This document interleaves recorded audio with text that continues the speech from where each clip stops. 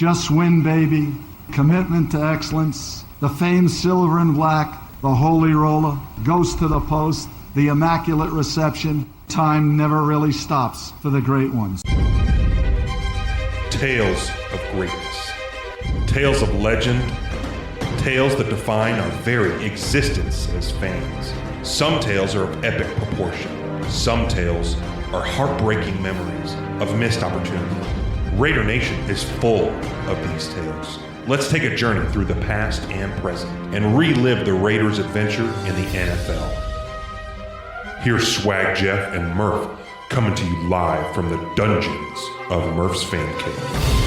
The indestructible Jim Otto, George Blanda, the greatest clutch player the game has ever known, Willie Brown, the magnificent cornerback, Gene Upshaw, Ted Hendricks, and of course, the magnificent Art Shell. And then you take Tom Flores, the star player who coached us to 2 Super Bowls.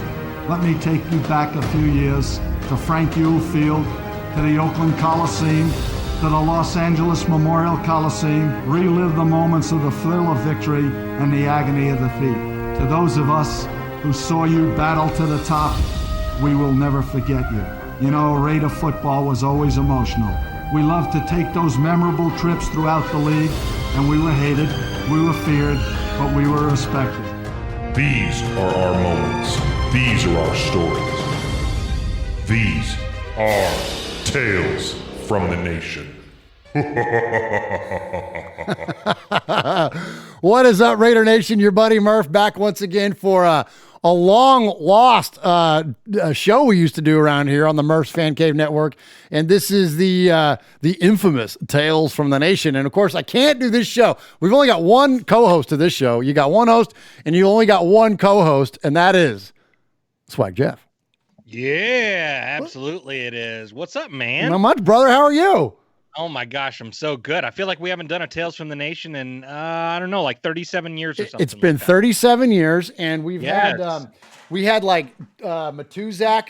We were going to do a Matuzak episode. We had a couple other things, but then lo and behold, this trailer comes out a couple weeks ago, and it is Al Davis versus the NFL, and you and I immediately lit up, and we were like, oh my gosh, we got to do a show. We got to do a Tales from the Nation show about Al versus the NFL. Absolutely, yeah. It lit a fire under our ass because it had been too long since the Tales from the Nation. So here we are today, Murph. So here we are today. We're going to do little Tales from the Nation, and we're going to talk about Al versus the NFL. Now, the goal of this show is not like ESPN's worried about us, but we don't want to give you like a bunch of repetitive content and basically tell you, maybe not like share the exact same stories of what we think you're going to see, but maybe just kind of speculate a little bit about maybe some of where ESPN's going to kind of go off a little bit, and then to really just give you a primer, like give you, assuming that the special itself is going to take place during the heyday of the lawsuit of Al Davis against the NFL, against Pete Rozelle, late 70s, early 80s, that carried on really to like 89, I think. What happened before that, though? What's the backstory? What led up to all of that? Because frankly, the bottom line is that this is really a story of two guys, right, Jeff? Absolutely, yeah. It's Al Davis. They call it Al Davis versus the NFL, but it's Al Davis versus Pete Rozelle. Absolutely. These guys had an absolute ongoing feud. They did not like each other for a litany of different reasons, and we're going to get into that kind of stuff. And so hopefully we'll set you up with some good info going in to this Al versus the NFL, which our show is going to premiere tonight, which is Sunday night. So that means that what is it, Wednesday or Thursday that it actually comes out, Jeff? Thursday. Okay. Thursday on ESPN, 30 for 30. And so we're going to hopefully get you set up for that. All right. So before we get into it, let's go ahead and check out the trailer. Let's listen to the trailer of Al versus the NFL. We're living in a sports world that owes a debt of gratitude to two sworn enemies. Oakland Raiders president Al Davis. I turned the Raiders into the finest organization in sports. 8 division titles, 7 conference title games. And NFL Commissioner Pete Rozelle, the best commissioner of any sport in that time. Do you really believe that? I know it. Pete Rozelle and my father They were the yin and the yang. My differences with Al developed over business matters. The Raiders are suing the NFL in federal court, accusing the league of restraining competition. This could have been settled if it were not for personal animosities. Al Davis seems to be your genuine enemy. Every legal attack undermines the league, and that would include the commissioner. The trial will decide whether football's Oakland Raiders may move to Los Angeles, which could influence the whole geography of professional sports. There's only one thing that matters is who wins. You have to win.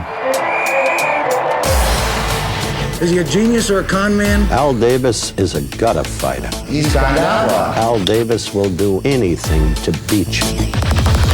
Just win, baby. Touchdown Raiders! Holy Toledo! This is the dawn of a new era. The Las Vegas Raiders. No one saw coming except me. Oh my gosh, dude, it's so good. That gets you jazzed up, man. Oh my gosh, I'm fired up. Absolutely. So give me what are some things about the trailer, man, that stands out to you? Well, of course, we couldn't feature the video there, but just the audio of it, or what about the trailer fires you up, Jeff? You know, I mean, obviously just you know, hearing the old calls, you know, I mean, hearing Al Davis and all that stuff, and just everyone knew in the league who the Raiders were and who Al Davis was, and he was going to win by any means necessary. And, you know, just being a fairly new Raider fan, you know, that's still just an unbelievable thing. And, you know, I can't wait to watch it, and I can't wait to talk about it with you today, Murph. Awesome, man. Yeah, it's going to be fun. So a couple things interesting that stood out to me there was that, yeah, I love hearing the old clips, which this thing's going to be loaded with. But I also noticed that, like, there's one Al Davis voiceover in there where he starts listing off like his championships and all that stuff. And then there's the Pete Rozelle thing. That's not their voices. Those are voice doubles. And so I'm wondering if we're going to see I know we're going to hear voice doubles. So basically like reenactments. But I wonder if, you know, nowadays, look, ESPN is part of the Disney company. Disney is really good at, you know, watch the Star Wars movie Rogue One. They literally brought Peter Cushing back to life. They've brought, spoiler alert, if you haven't seen it, turn this off or hit the mute button right now, about The Mandalorian season 2. Have you seen it, Jeff? Oh, yeah. Okay. They brought Luke Skywalker back to life. They've brought Carrie Fisher back to life. Like, they made Robert Downey Jr. young. They made Nick Fury young. Like, that's what the Disney company does. I would not be surprised if we saw some Pete Rozelle, Al Davis, kind of like reenactments via computer CGI kind of vibe, you know? Absolutely. You know, and another thing that stands out to me, if you don't really follow the story and don't know the story, you know, this hatred for these two guys for each other was more than business. It was personal as well. And you could tell by, you know, like you said, Murph, they're both listing all the things that they've done. I'm the best commissioner. I've created the best team in football, all that stuff. So it's two egos going head to head. It's unbelievable. It absolutely. This feud is one of the best that the NFL has ever had. And you know, and just ruthless too, the way that Al Davis was. Like, I love you hear Howard Cosell in there and part of that voiceover, and he's calling Al Davis is a gutter fighter. Like, I never heard that term before. That's such a Cosell thing to say, but like a gutter fighter, like, just will at any and all costs, man. You know what I mean? So gonna be a lot of fun. So let's start to get into a little bit. Let's kind of paint the overall picture, what it looks like. So I've got a timeline for you.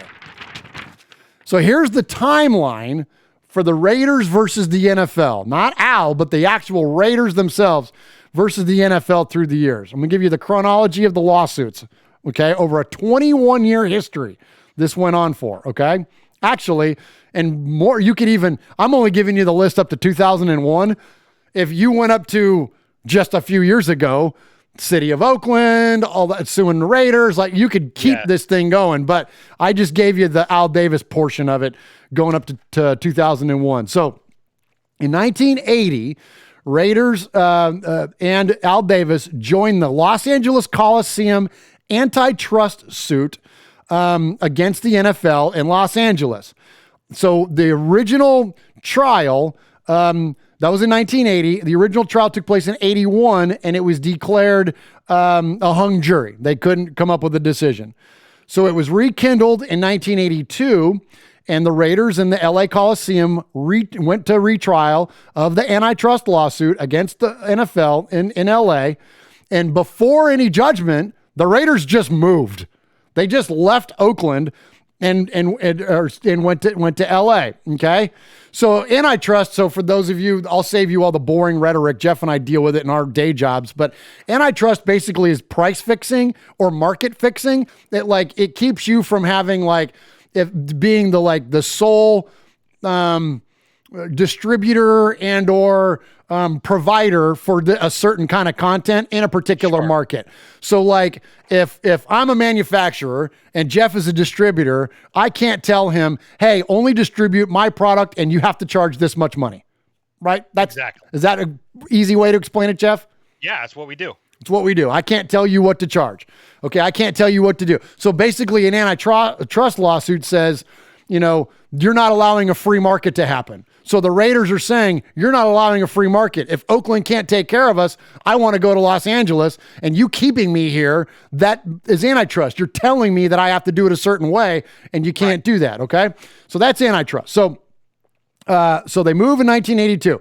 83, the Raiders were awarded $35 million from the NFL in damages as a portion of that antitrust suit. The NFL later paid the Raiders an additional $18 million in that settlement. That's in 83. Then you go, and I think that's kind of about what we're going to see in this special. But then just real quickly, in 1986, Al Davis testified for the USFL in its antitrust lawsuit against the NFL, and a New York jury voted for the USFL on one of 9 counts and awarded it actually $1. If you're familiar with that story, but the thing that's unique about this is that the reason Al Davis testified for the USFL, and then in that lawsuit from the USFL against the NFL, all 31 teams in the NFL were lobbied against. One team was left out. Guess what team that was? Well, of course. It was the Raiders. Absolutely. Because Al Davis was like, go ahead, you go get the NFL. I'll help you do it. Dude was he was ruthless. So then in 95, the NFL sues the Raiders in Los Angeles over their refusal to share the Oakland revenues. And then at that point, the Raiders returned to Oakland, and then it just goes on. And then the Oakland stuff goes on, and I'll save you all the boringness of the timeline. But just know this, it goes on and on and on and on. So the reason for all this, as we mentioned kind of at the top, Pete Rozelle, Al Davis, 2 original NFL and Al Davis as an AFL commissioner, owners, right? Or not owner, but Al Davis became an owner, started off as a coach, but the history started with these 2 guys really early on. You want to talk to any of that, Jeff, about the kind of the early days, like of the early 60s and stuff? Well, you mean just actually the AFL itself? Yeah, okay, because the Raiders started off like they were one of the original franchises, right? But Al Davis was not an owner. He was a coach of the Los Angeles Chargers then, one of the other 8 inaugural teams in the league. And Al Davis kind of worked his way into eventually becoming the then head coach of the Oakland Raiders. Exactly. Yes. So one of the things that's interesting about Al's rise, and in terms of, especially when it comes to these lawsuits and things, did you know that the first lawsuit as a member of the then AFL, the first lawsuit that Al Davis was ever a part of was of his own with his own team? Did you know this? I did not know that. All right. So what happened was Al Davis entered into a partnership deal with Ed McGaw, and I forget the other guy's name. It's not important. But Ed McGaw and Al were really tight, and Al decided he wanted to have full control of the Raiders. He didn't want to be just part of it. He wanted to be the managing general partner, which is ultimately what his title ended up being, right? Right. So Ed McGaw signed off on it, but this other guy didn't. So guess what Al Davis did? He sued him. And guess what? He won. He won, and he became the managing general partner. So this isn't like, don't hold me to this. It's not my notes. I got so many freaking pages of notes, but basically it was like 63, I think, because the Raiders came into inception in 60. Then I think like 63 was Al Davis suing to take ownership of the Raiders. So that was the very first lawsuit like he started off with. So you have this league. You have the AFL up and coming. You have the NFL, long established, right? Pete Rozelle is the commissioner of the National Football League. Al Davis is the owner of the Raiders and then eventually became the commissioner of the AFL. Correct. So there was a rivalry forming between these two leagues because they were competing for players. Do you know about any of this? I do. Talk about it.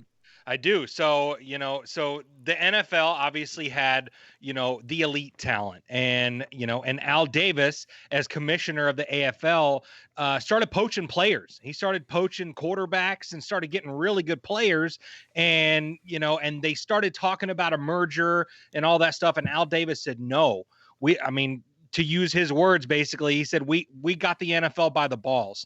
We're in control here. We're getting more and more players. And, if there's going to be any kind of merger, we're going to be getting a lot of money out of this. And, the merger will become the AFL and all that stuff. And, and then of course the, behind the scenes merger happened with Al Davis knowing. Absolutely. So this is where it starts getting really ugly. So Al Davis had just a shrewd eye for talent. He just always did. When you go back to his Chargers days, he signed Lance Allworth. For those of you who don't know Lance Allworth, Google him. One of the best players, one of the best pass catchers the NFL's ever seen. Al Davis signed him, wide receiver, signed him out. I forget what college he went to, but signed him out like on the playing field after his last college game before he could ever get drafted by the NFL and to get him into the AFL, to get him to go play for the Chargers. And in fact, when Allworth was inducted into the Pro Football Hall of Fame, guess who inducted him? Freaking Al Davis, right? So he always had this eye for talent. And so he did, as Jeff said, he challenged the NFL widely on acquisition of talent. And now back in those days, players were making between like 11 grand and like 38 grand a year, right? Like not a lot of money. Okay. But Al knew that in order to get his league more and more viable, he needed to have more and more talent. So he kind of took that military background that he had, and it was a win or die at all costs, kind of a thing. So basically he started a war with the NFL in order to acquire different players.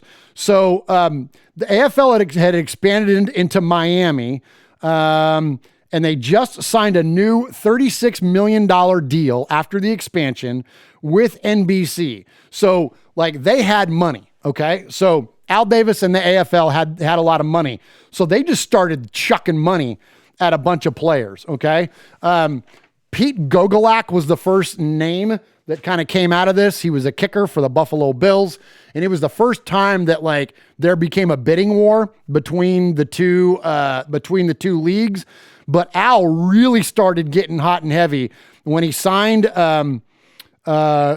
the Los Angeles Rams at the time, their quarterback, Roman Gabriel. They signed him to a 4-year deal worth $400,000. And I just told you, these guys are making between 11 and 38 grand a year.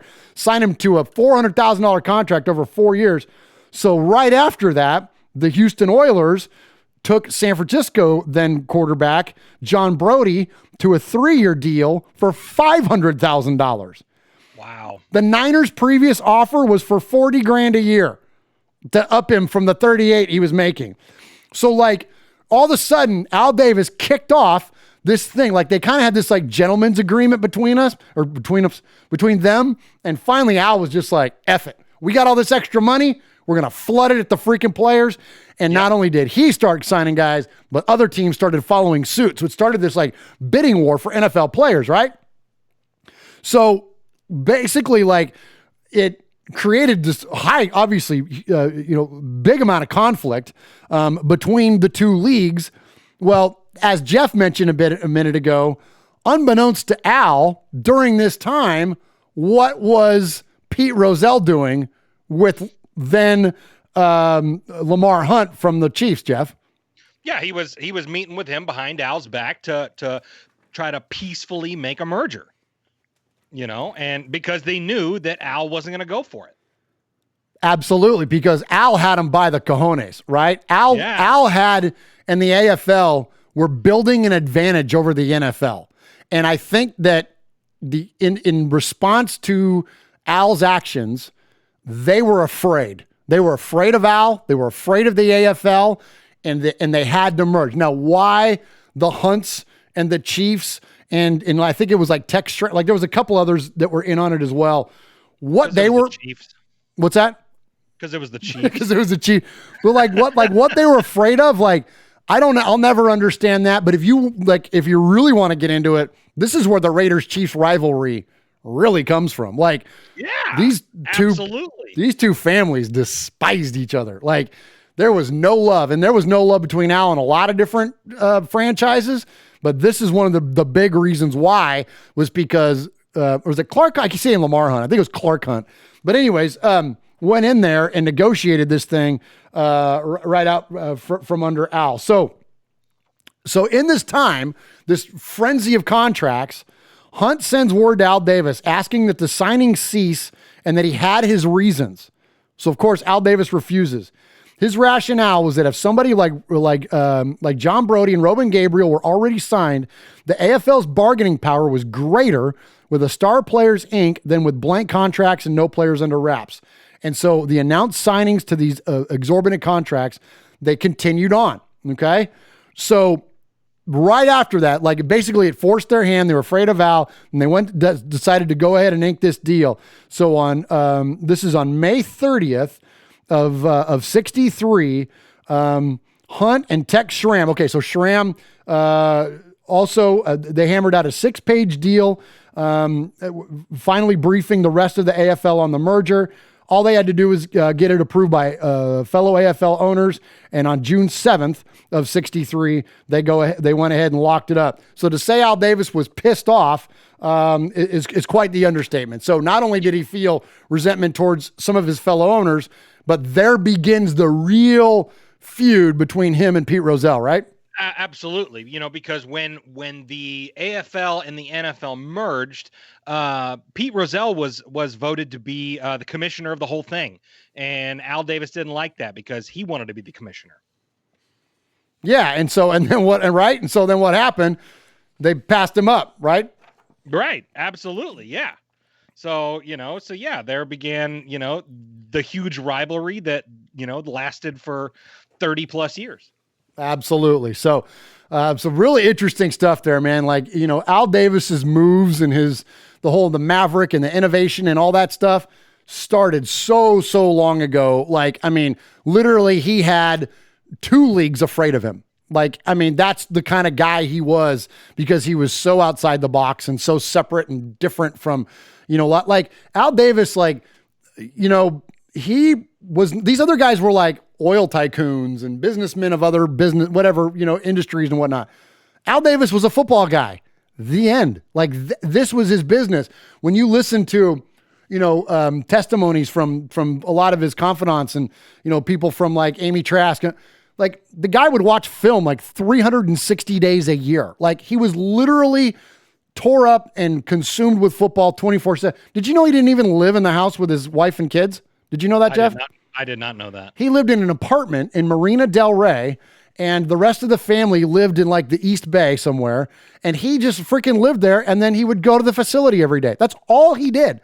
Like, wow. The first time Al Davis ever went to Europe was when the Raiders played over there. Like, all this guy did was live and breathe and eat football and Raider football on not only in acquiring his own talent and studying his own players and prospects, but dissecting players like Elway and whatever, like trying to figure out how to beat them. Like, just he'd stand right there on their sideline and watch them practice. And that's right. I mean, what was it? I think Mike Shanahan of the Broncos at the time, he had to like chase Davis off because he was standing in midfield just watching him practice. It's crazy, man. Like Al Davis was just such a, I mean, what an amazing human being in terms of like what he's meant to this sport. Like, we talk about it all the time around here, right? But I think it's way understated in the terms of the history of the league. I'm thinking like, I don't want to like get too over dramatic here, but what we just talked about, like him doing what he did to challenge and to put, like he had the NFL on the ropes. Like no one does that. No one pushes the NFL around nowadays. Can you imagine one guy putting the entire league up against the wall to where they're like flailing to make a deal so this one guy doesn't dominate the whole damn thing? Like that would never happen in today's NFL. Yep, absolutely. Well, and I think the Raiders still pay for that a little bit. At least that's a conspiracy, that still to this day, we don't get the calls. You know what I mean? There's a lot to that, man. And there's a lot to that. And could that have been Al's paranoia? I don't know, but I know this. We got more bum calls in the most key of situations than any other team in the history of the league, from, obviously the tuck rule to the non-fumble to the immaculate deception to like, there's so many things that have cost us games. And, Al Davis was right to feel that way. And you can't tell me that with as much animosity that was brewed up and pointed towards him from the league itself, that didn't trickle to officiating. I don't see how it couldn't, right? Yep. I totally agree with you. So, all right. So let's get into this thing here. So there's kind of the history, right? That's hopefully the buffer so you guys kind of see where this thing was coming from. And then what I think we're going to see when we flip on the TV on Thursday night, we're going to see like probably a little bit of background. I hope we do. But basically, they're going to get into the actual Al versus the NFL, which is the lawsuit. I think that to me, that's what it feels like, is that it's going to be lesser about Al as the AFL and more Al as part of the NFL versus the NFL. What do you think, Jeff? I totally agree with that, because, I'm interested to see how they take it, who they're going to play as the villain, Yeah, that's interesting too, right? Because you got to have a good guy and a bad guy. I wonder who the bad guy is going to be. I wonder if they're going to play that as Al. Yeah, I mean, why wouldn't they? It seems fitting.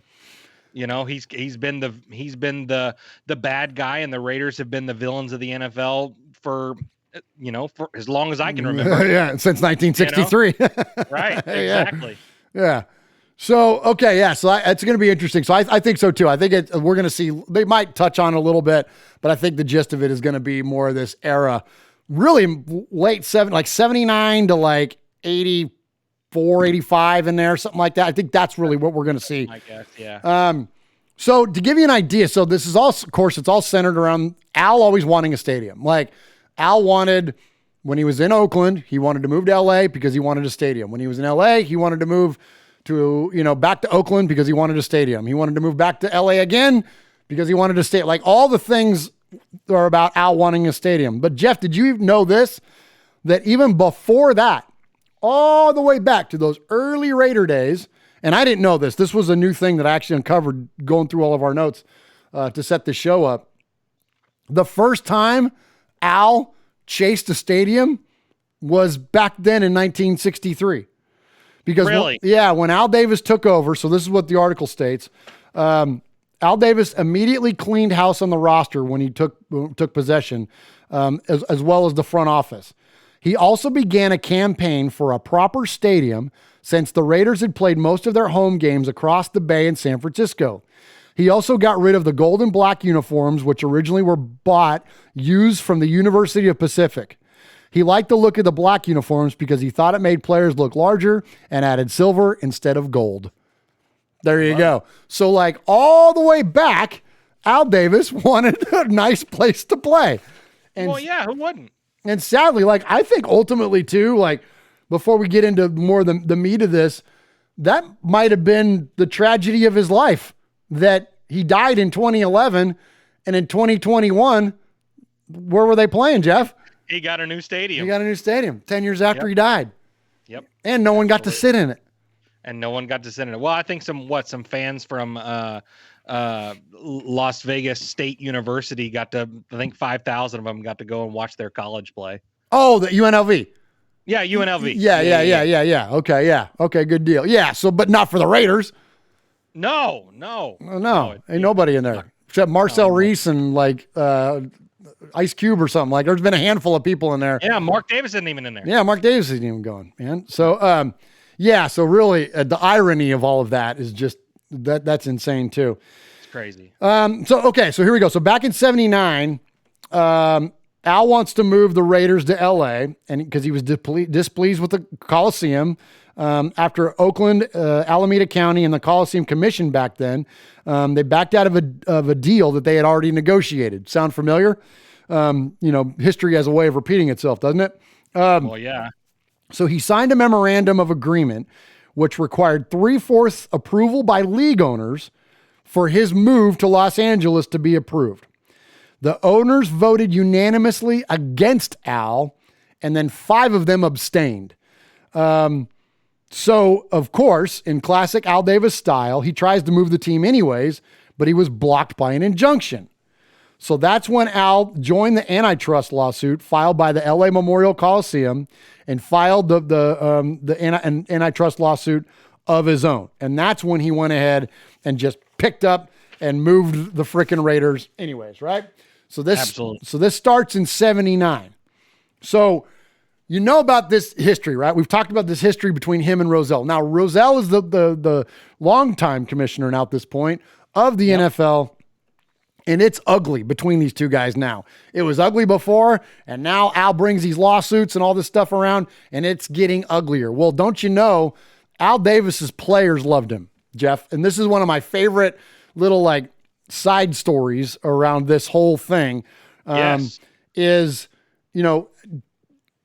any of the Hall of Fame players, like I mentioned, Lance Allworth and so many others, always had Al induct him into the Hall of Fame. Al was such a widely respected owner and just champion for athletes of all backgrounds, all ethnicities, all just such an amazing human being that everyone had the highest levels of respect for Al. So the players had his back through this whole thing. So here's what's funny. So the Raiders go to the AFC Championship in 81. We just talked about the 40-year anniversary of the Cinderella champions, the first team to ever win it as a wild card. So in that AFC Championship game, Gene Upshaw, who at that point, well, not at that point, he was an offensive, always the left guard for the Raiders, had a 15-year career with the Raiders, went on to be the players' representative. I mean, just an amazing, not only athlete, but an amazing ambassador and just he's on my Mount Rushmore of all time greatest Raiders. But anyway, so Gene made it clear to the Raiders, to the team as the leader of the Raiders. Everybody points at Stabler, and of course, then Plunkett was the quarterback, but really Upshaw was the leader of the Raiders for the entire time that he was there. And he made it clear to everybody that they were out for revenge. And Gene Upshaw got up in front of the team and said, I want to see Pete Rozelle come into this locker room. I want to see him come into this locker room and present us the Super Bowl trophy. I guarantee when he walks into our locker room, he's going to get booed, and I'm going to be the one leading the boos. Like, don't you love that, dude? I love that. Yeah, he was the first guy to boo the commissioner, and we've been doing it ever since. I love it. It's so good, man. So when the Raiders get to New Orleans, okay, which is where the Super Bowl was that year, so Upshaw says all this at the AFC Championship game. They go to New Orleans. Well, that year, the teams practiced in a stadium where the Super Bowl was being played, obviously in the Superdome, and the league painted footballs on the 25-yard line with Pete Rozelle's signature on them, like is kind of like a field decoration kind of thing, right? Okay. So what Gene Upshaw took to start doing was that because they were actually practicing on the field that they were playing on, Gene would go over and with his cleat stomp out Pete Rozelle's name off of these footballs every time the Raiders would go out and practice. Like, oh, I love that. Isn't that some of the most Raiders stuff you ever heard, Jeff? Yeah, that's the most Raider thing I've heard ever. Yes, that's unbelievable. Literally stomping the fool's name out of existence. Like, yes. It's so good, man. So good. So ultimately, the trial lasted, a few years, and ultimately the Raiders won out. Ultimately, Al Davis won out. The NFL and the Raiders settled reached a settlement for the 11-year-old antitrust suit. Wait a minute, hold on. Let me get my notes right here. Wait a minute. Where was this at? Here we go. Yes. Okay. So the judgment was rendered against the league in 1983. Excuse me. There we go. Sorry. Because it took them 11 years to finally work out because remember I said the Raiders got that extra money and whatever. The original settlement was for $34.6 million. Then it took them that time, but ultimately they ruled in the Raiders' favor, in Al Davis's favor. So the announcement of the settlement by U.S. Circuit Judge Henry Pregerson said the amount and other details were being placed under seal at the request of the two parties, but it was learned that the Raiders would get a base sum of $18 million plus the interest. So Raiders spokeswoman at the time, Sue Turner, estimated they would eventually get about $20 million. So when this thing was finally done, Pete Rozelle was relieved. The commissioner still at the time expressed his relief that the case was finally over, while Al Davis took a little bit of a joy, to the victory. He said, obviously, the whole matter was very distasteful. Rozelle declared, it's nice to have it behind us. Davis said, unfortunately, there's just no satisfaction in winning these types of lawsuits. So really interesting there, the way that these guys kind of closed it out. It was really bittersweet because it took so long, and neither one of them came out like a real clear-cut winner. And I'm wondering how the special is going to play that. Now, granted, the Raiders got that money in the settlement, but it wasn't what they wanted, and it took so long to get what that settlement actually was. And frankly, that's a pittance, right? That's nothing in NFL dollars. That's not much. At all. Who do you think, Jeff, was the kind of the quote winner in this? Do you think the Raiders and Al Davis actually won? If you want to declare a winner, I guess you could say, but yeah, like you said, it didn't really ever seem like, it was resolved, and yes, but it really, no one got what they wanted. And, and that probably pissed Al Davis off too, because just win, baby. He wanted to win. He wanted to be the clear cut winner. And, yes, he won, but he didn't really win. So yeah, I'm with you. It was resolved, but, just kind of. Well, like Al Davis is also famous for saying, our goal is not to win. Our goal is to dominate. Yes. He didn't want to just win the lawsuit. He wanted to dominate the NFL. He wanted to, you know what I'm saying? That was what his goal was there. And I don't think he quite attained his goal, but bottom line though, that he won. He did win the lawsuit, and when you look at the W column, it doesn't win if you win by one or you win by, 35 million, a W is a W. So, we got a couple audio clips for you here. These are interesting. So during this whole time, and I hope they explore this in the special, during this whole time of this lawsuit, well, guess what the Raiders did twice, Jeff? They won 2 Super Bowls. They won 2 freaking Super Bowls. And so who hands the owner the trophy? Oh, that was sweeter than any money that the NFL could have given to Al Davis was for Pete Rozelle to give him a Lombardi trophy. Right? So the commissioner hands him the trophy now. And he had to do it twice, right? So he had to do it. Had to do it in 81, and had to do it then in 84. And so what's really interesting is that the first time, I'm going to play you the audio, and of course you can't see this, and it's real kind of a muddy thing it's an old broadcast going back to 1981, but it's really interesting that here you have this crowd of players, right? And you'll hear the entrance when Al Davis comes in. They just go nuts, right? On the heels of what Upshaw's comments were. I'm going to boo the commissioner, but man, they just freaking raised Al Davis up, man. But then so the commissioner has to hand him the trophy. Well, and now you see him, they hand him the trophy with one hand and they shake hands with the other, right? Right. Not this time. Freaking Rozelle has got 2 hands death gripped onto that freaking trophy. And my favorite is there's a still shot of Pete Rozelle kind of looking over at Davis with two hands holding out the trophy, and Al's not even looking at him. He's looking down at the ground, and he's got the biggest freaking smile on his face because he knows this fool is getting ready to hand him a damn trophy. It's so awesome. But let's check in with the audio of it, man, so you guys can at least hear it. Congratulations. Congratulations, Al. Outstanding. Commissioner Pete Rozelle, I know you've got a presentation to do. Jesus, I wanted it.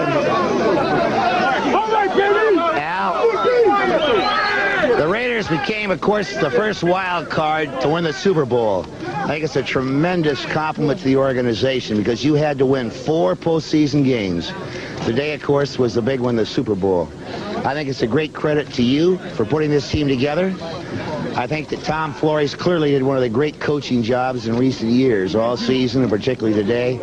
And it's a credit to some marvelous, dedicated athletes, especially Jim Plunkett and that offensive line today. All right.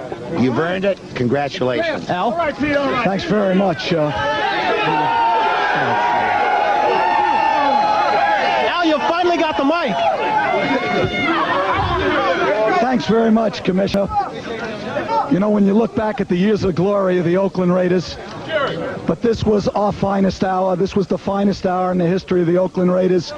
To Tom Flores, the coaches, and the great athletes, you were magnificent out there today. You really were. The years will go on. We owe a great tribute to all our alumni all over the country, the great fans, and we want to welcome back the hostages to the United States. And take pride and be proud. Your commitment to excellence and your will to win will endure forever. You were magnificent. Al, congratulations. Is this one any sweeter than the one 4 years ago? Well, this has been the sweetest because it's our finest hour, and I'm just so proud of everyone here. Just a great staff, just great coaching. I've got to ask you, can it be displayed as proudly in Oakland as Los Angeles? Oh, I don't want to get into that, Brian. Now, I don't think that anyone should ever take away from the great game and the great achievement of our players. Al, congratulations again. Thank you very much. I wish Ed McGaw would here. He's coming down right now. He's my general partner and just a super guy, and we're all so proud of this great trophy once again. Hi, Captain Gene. Thank you, Al. Commissioner. I love that. Bryant squeaks that one in there. Is it as sweet in Oakland as it is LA? I want to talk about that. Yeah. But that's a testament too to like Al keeping it, like he kept it about his players, man, right? Yeah, absolutely. Yeah. It wasn't about where they were playing. It was one of the greatest Raider games ever. And and he wanted to share that with his team, not getting into all the mumbo jumbo. He had his moment when Rozelle gave him the trophy. Exactly. And I love it. You hear Upshaw and you hear a couple other guys, and they're yelling genius at him. Like, well, yeah. Isn't that like, you don't hear that. You just don't see that anymore or ever. Like, you don't see, how many times have we watched Belichick get handed a trophy? You don't hear Patriots screaming genius. You know what I'm saying? Like genius, like, it's like one thing to cheer, but they're calling him a genius. Like, yeah, that, like, does that strike you like it strikes me? Yeah. I mean, because I don't think any GM or anyone a part of any other organization had the respect that the Raiders had for Al Davis. I mean, you just don't see it. I don't think I've ever seen it. I mean, maybe even in any sport. Maybe even any sport. That's the thing. It's such a unique relationship that he had with his players, man. So, all right, we're going to hit one more before we get out of here. We're going to fast forward to Super Bowl 18. So this is the second time Pete Rozelle had to hand him the trophy. This is a really long clip. I might jump around a little bit in the beginning to kind of get you to the presentation portion of it. But again, it's the same cast of characters. Except instead of Bryant Gumbel, you now have Brent Musburger, who's now the Raiders play-by-play announcer. You have Brent Musburger announcing, calling it, and you got Al Davis, you got Tom Flores, and you got freaking Pete Rozelle. So, and we got Madden and Summerall calling the game, man. This is post-Black Sunday. This is beautiful. Final score, the Raiders 38 and the Washington Redskins 9, and a totally dominating Raider team. 38-9. Super Bowl 18 will continue after this word from your local station. Mets, that's the big. We are inside the locker room, and Al Davis embracing Tom Flores. This is the first time they have met since the victory. Al, congratulations. Let us start out with the trophy presentation for Tom Flores and Al Davis. And here's the commissioner, Pete Rozelle. Pete? Well, the Raiders, I think everyone would say, beat a fine football team today.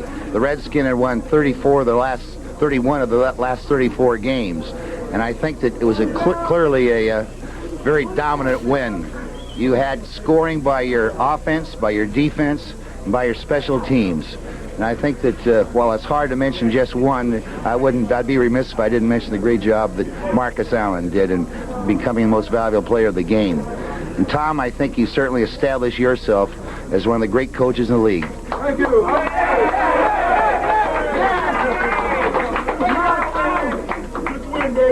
Your consistent record of winning over the years, tremendous.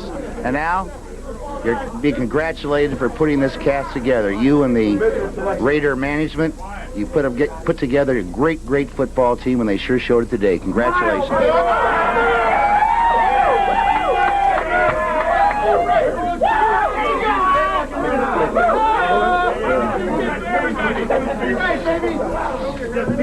Just win.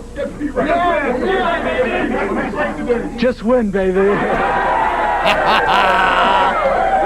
So good. Well, I just want to say 2 years ago, when we came to Los Angeles, I really believed that the greatness of the Raiders would be in its future. And with all the great teams we've had, I think today that this organization, this team, this coaching staff dominated so decisively that two things must be said. Not only, in my opinion, are you the greatest Raider team of all time, I think you rank with the great teams of all time that have ever played any professional sport. Ah! And by the way, F you, Pete. Yeah, no kidding, right? Oh, man. So, all right. So, Jeff, so there's the two presentations. I got one more side note for you here before we kind of want to hear your final thoughts on everything. So in 1989, so now we're getting, we're 10 years past the genesis of the lawsuit. We're, what is that? 26 years past the inception of the feud. Pete Rozelle announces his retirement as NFL commissioner at the league's owners meetings in California. Well, on his way out of the door, out of the press conference, who stops and grabs him and gives him a big old freaking hug is the one and only Al Davis. And so, he basically kind of like bygones be bygones, kind of a conversation with him. Some questioned on how genuine Al was in doing that, in approaching Pete in that way. But I always say, I trust the people that were there. I trust the people that get this stuff firsthand and not the secondhand, third-hand information. And, one of the people we trust most in terms of like reporting, or at least not reporting, but like testifying in what Al Davis was and who he was one of his, towards the end of his life, confidants in the great Amy Trask, right? The first female executive ever to be hired. And she says she thinks it was genuine. She wasn't with the team during those times, but what she did have to say was, I was with the organization when Alan and Pete embraced. So let me back up. She wasn't with the team back in the day during the lawsuits, but she was there during this embrace, okay? And she says, I was with the organization when Al and Pete embraced at the owners meeting at which Pete announced his retirement. That embrace surprised many as the dispute and litigation between the league and the Raiders was furious and intense. But as heated and as fierce as that fight was, Al and Pete shared a love of the league, and that shared love of league led to that spontaneous embrace. So, like, here you go. And then, Rozelle died in 96, I want to say. So just not that long after, 7 years later. And then, of course, Al Davis passed away quite a few years later in 2011. Yeah.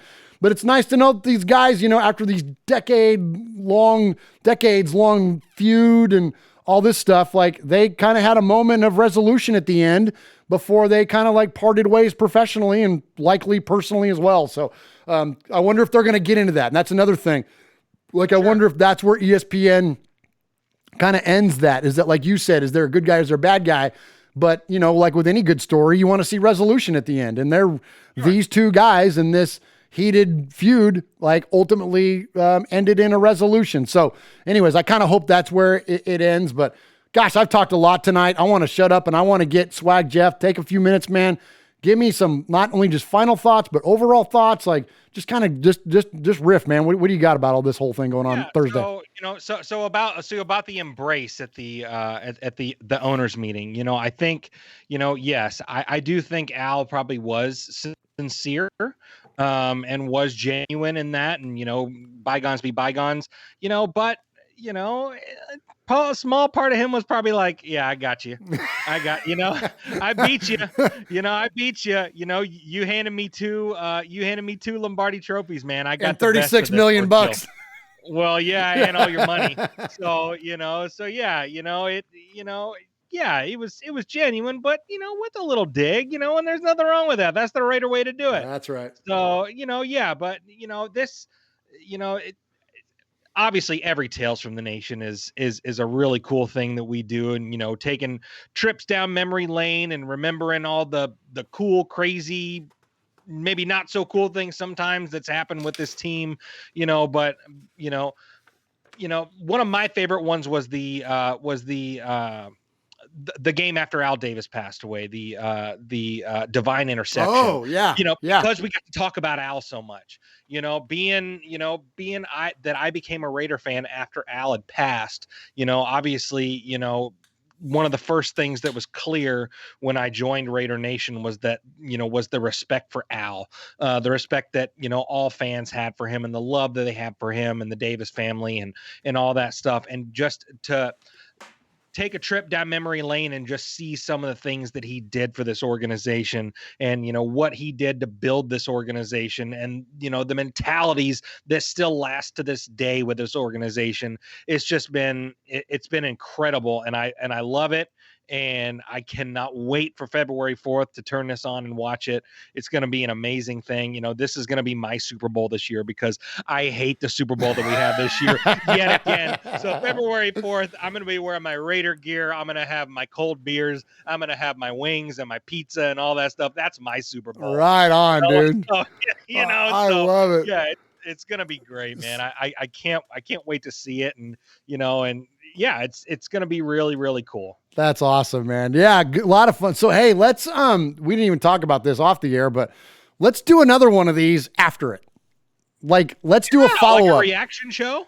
Yeah. Like, let's do a follow-up to that, man. And just kind of see, like, you know, maybe the weekend or something like that. Or I know it's tough. You have young kids, it's tough to do stuff on the weekends, but like, you know, maybe like, I don't know, like it's maybe, heck, I'd love to do it that night even, but anyways, we'll schedule it later. But point being though, is that like, yeah, let's get back together and reconvene and kind of like see where it came out based on what our thoughts were and like, you know, that kind of stuff. Who do you think we'll see? Like who, you know, sadly, Gene Upshaw's passed away. Al's gone.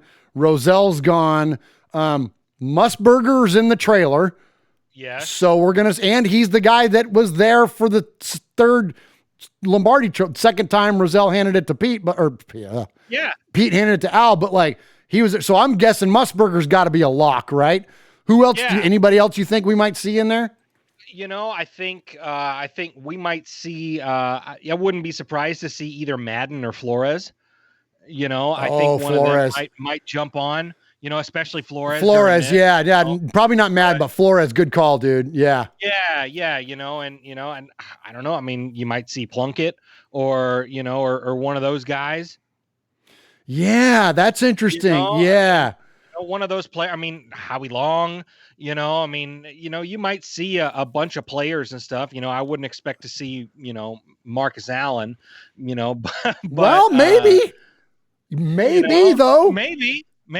I mean, he was in the middle of. I mean, of course, I think like a guy like Upshaw or like Shell, like those guys that were there for like, for like the beginnings of it towards the end of it, like. Those are the guys that are going to provide you like the really cool perspective. I wonder if I mentioned Amy Trask earlier. She's not shy to TV and does great on CBS and things. So I wouldn't be surprised to see her. So we're going to, so Flores, Musburger, Trask.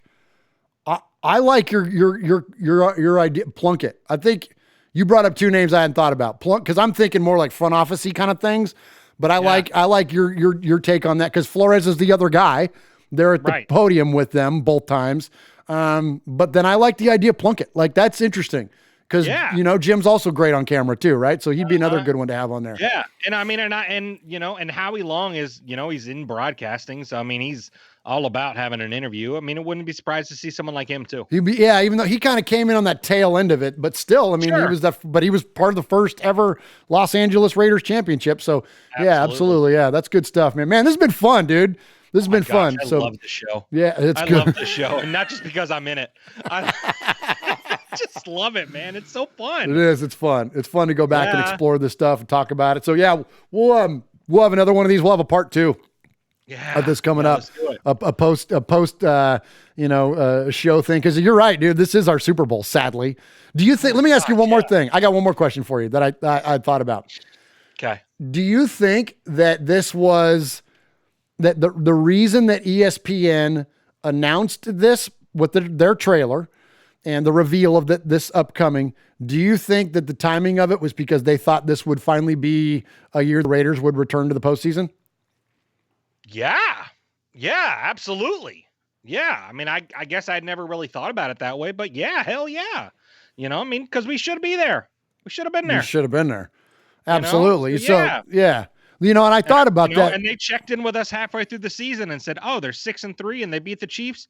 Hell yeah, they're going to be there. Let's release it. Let's let it get, because so much of the time, like they'll release those, like, like you'll see the documentary of like the New Orleans Saints when they came back after Katrina, like that will time with the postseason because you get there's a lot of reciprocity in the stories and symmetry and all that stuff. Like to just have a Raider story out of nowhere. Like, and I think too, part of it could have also been, that the Raiders got a new stadium. This was all about, right? Oh, this is what Al wanted. Oh, so, duh. Oh, I'm so stupid. This is why you're the best co-host. You and Uncle Mosh are the two best co-hosts in the business. My dumb ass didn't even think about that. Duh. The Raiders finally got a new stadium. What wanted after all these years. Gosh, I'm such an idiot. I wish I've had the boo button. I'd boo myself. Thank you, But Jeff. You know what? I liked your idea better. Well, I liked your idea better. And I'm probably right. I'm probably right, you big dummy. But I liked your thought process better. Man, I'm such a stupid. Yeah, you're good. Yeah. All right, that's the end of this show. It's gonna be Swag's fan cave next week too, man. Yeah, it is.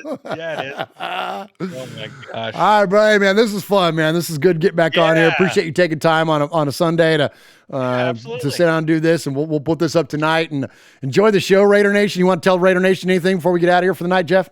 Yeah, follow us on all social media platforms. Raiders Fan Radio Podcast on Facebook, Instagram, and Twitter at Raiders Fan Radio. Find us on Twitch, where Murf is he's like Mr. Twitch now. He's twitching like crazy. So follow him, and we're gonna be playing video games this off season. We're gonna be doing all kinds of fun stuff, and just watch us wherever you are. Listen to us. Hit if you the have button. A podcast, and hit that damn button. We're gonna be on the YouTube. Get us to 2,500 subscribers or something. Yeah, man, we need that. I mean? We need that. Hey, don't need that. and I'm glad we need 2,500. I'm glad you brought that up about the Twitch too, because on Super Bowl Sunday, did you hear about what I talked about on Friday night show? The announcement that I made about the Twitch. We're gonna have a watch party on Twitch.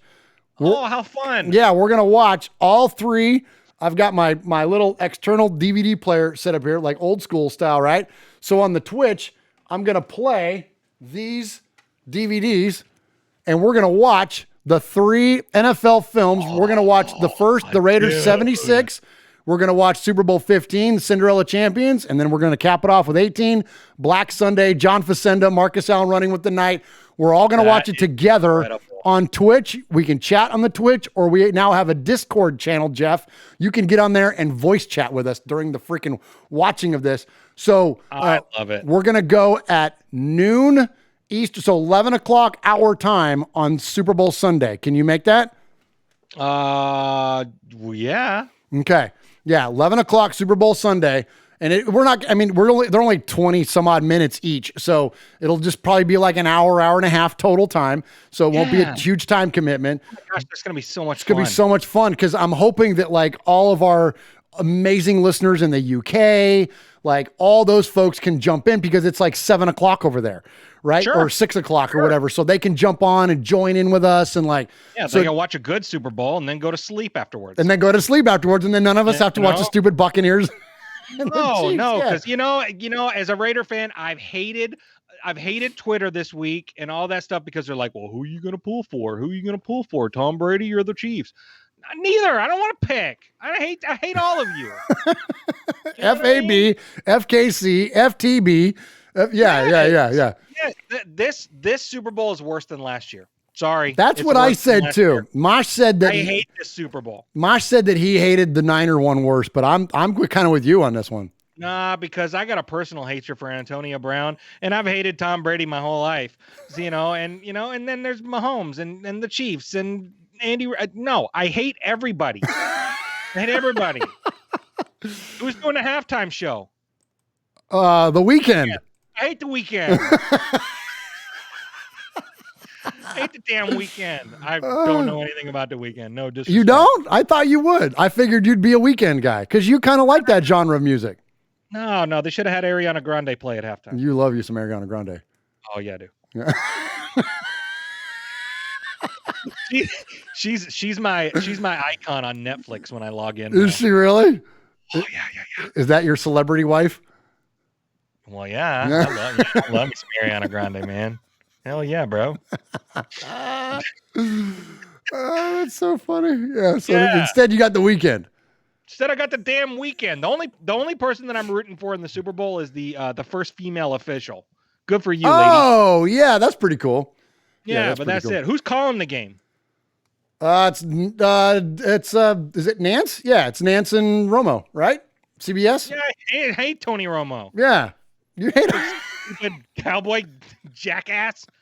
I hate that guy. You hate everybody. No, I like Jim Nance though. I'll root for Jim Nance in the Super Bowl. There you go. I like Jim Nance too. Welcome, friends. Yeah, I do love Jim Nance. Jim Nance at the Masters is a nap waiting to happen. Yeah, that's ASMR for you. Yeah, it is. Absolutely. All right, man. We'll get out of here for the night. So thank you, Swag Jeff. Yeah, don't forget to especially on the heels of this show. Yes, watch the Super Bowl watch party with us on Sunday. Again, that's on our Twitch channel. Just search for Raiders Fan Radio. Hit the follow, and we're right there, man. We're all going to watch those 3 things together. So it should be a good time. Love it. Can't wait. All right, hey, man. Thanks, Jeff. This is fun, dude. My gosh, this is so much fun. So good to have you back on doing Tales from the Nation. We're going to do RFR on Wednesday too, man. So if you're free, jump in there, man. I think we got this connection thing finally figured out. The sound's good. You can see everything. Like everything's rocking, right? Good deal, man. Yeah. Okay, cool. All right, brother. All right, man. All right. Thank you, Raider Nation. Good night. Peace.